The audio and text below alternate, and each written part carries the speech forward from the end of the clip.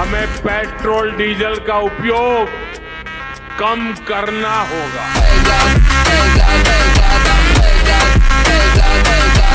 భారత ప్రధాని నరేంద్ర మోడీ గారు దేశంలో ఇంధన పొదుపుని అందరూ ప్రారంభించాలి. వారు దేశ ప్రజలను ప్రేరేపిస్తూ చేసినటువంటి విజ్ఞప్తికి అనుగుణంగా నేను కూడా మన స్వదేశీ పరిజ్ఞానంతో తయారైనటువంటి పెట్రోలు డీజిల్ ని కాకుండా ఎలక్ట్రిక్ వాహనాన్ని తీసుకోవడం వారి యొక్క ఆలోచనకు అనుగుణంగా ముందడుగు వేయడం జరిగింది.